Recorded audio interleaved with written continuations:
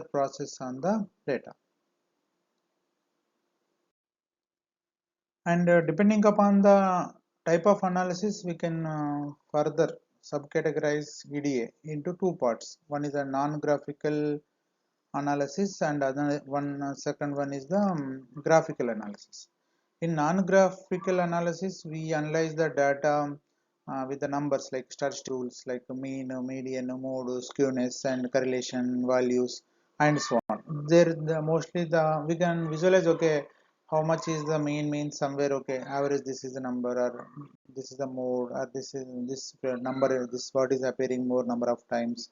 So that is the understanding with the data, but it will represent through some values and all.